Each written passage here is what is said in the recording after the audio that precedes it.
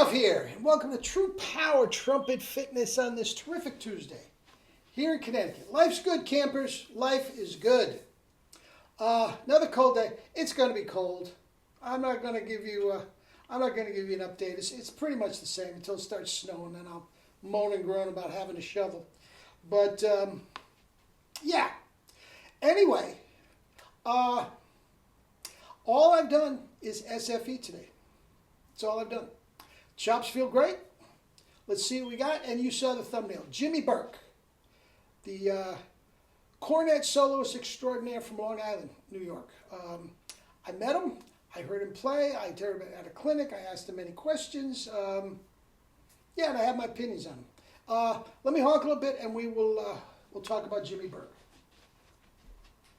Not the mobster from Goodfellas fame.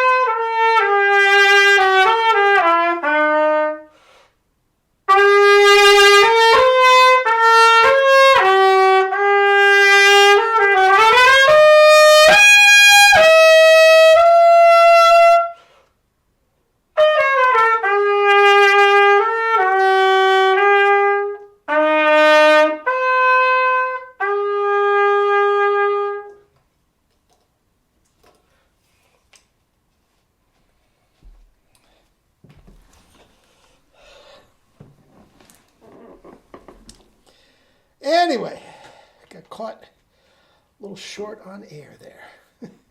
Anyway, Jimmy Burke. Now, I had done a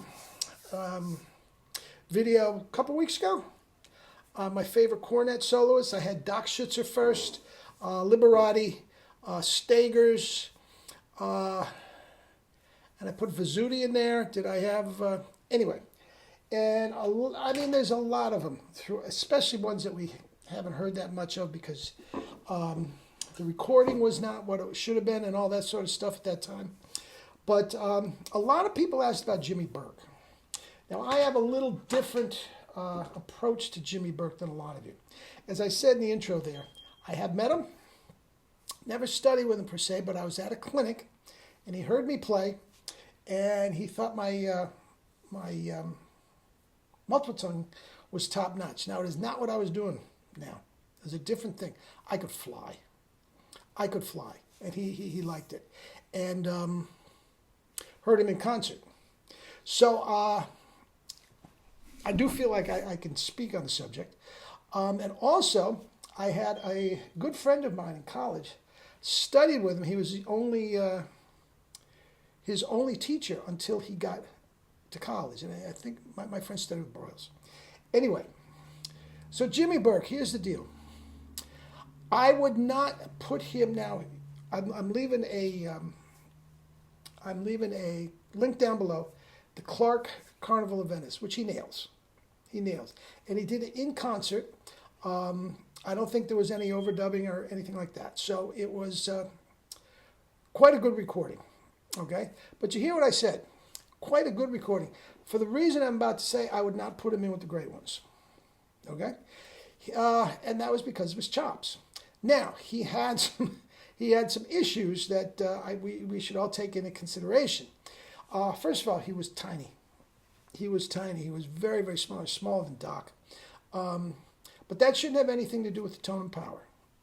Okay, but he was born with a withered right hand, so all his cornets and trumpets were all designed to be held with the left hand and fingered with the third valve and all that sort of stuff, so he could play. Now, he did beautifully. I mean, he played with the great Goldman bands and all that sort of stuff. And he lived in Long Island, so he subbed at Radio City, and he subbed with this, that, and the other thing, subbed the shows. He was an excellent freelance trumpet player. But he was known for his cornet solos. Now, when you listen to this, you're going to hear the notes pop. The notes pop with anybody. Stagers, anybody. The notes pop. But he didn't have the power up to the high C and beyond that the other great ones did. If he had Doc Schützer tone and power up to the high F, he'd be right there with all of them. Right there with all of them. He didn't have that extra gear. Now, I am going to blame that on his mouthpiece. They did not have the 1SB back then. Neither did Stagers or anybody else. So, But I know he was using Bach mouthpieces, and I know they were Mount Vernon mouthpieces. So, along with the equipment and his physical capacity, I'm going to give him a break. But the chops, the tongue was right. As you hear the pop, the tongue was absolutely right. Pop, pop, pop. Not super fast. I'm telling you, he was not of that ilk. He was the next best thing. The next best thing. And I'm not knocking him at all. But that's what I think. Now, it's very, very interesting because his student who started studying, lived out on Long Island, started studying with him when he was in junior high, middle school, right up to high school, and got into college. He didn't last long. He's now a lawyer and retired. But he had tremendous, tremendous chops and tonguing. And what did he do? He would just do, now he had all but perfect pitch, tremendously talented as far as the musical part, the theory and all that sort of stuff, exempted out of stuff and all that sort of thing. So, the excerpts and all that stuff came quite easily to him. But what he would do as his routine was just cover to cover of the Arbin multiple tonguing, the double tonguing and the triple tonguing, the whole thing. What is it, 20, 25 pages? Go through it once, go back, do it again, over and over and over. Now, I warned you against this back in the video because if the chops are not right, that can grind you to bloody meat, okay? And that's not what we're after. His chops were right. There was no stretch at all. He was playing a Mount Vernon Bach 10.5 C that Jimmy Burke had gave him, and he made the baby sing. Up to F and G's, he was tremendous. He could play all the orchestral excerpts on a B-flat trumpet. I don't think he even owned a C trumpet. He was very, very good. At the end of the day, he didn't take it seriously. The handwriting was on the wall. Even back then, even though at the time everybody was doing well, there was work for everybody. The technology and all that sort of stuff, he did not see a future in it, and he got out of the business, and he did quite well as a lawyer. But again, the routine was straight from Jimmy Burke, and old school cornet solos, multiple tongue all day long. And if you have the chops to make it through, you got it. If you don't, you're in trouble.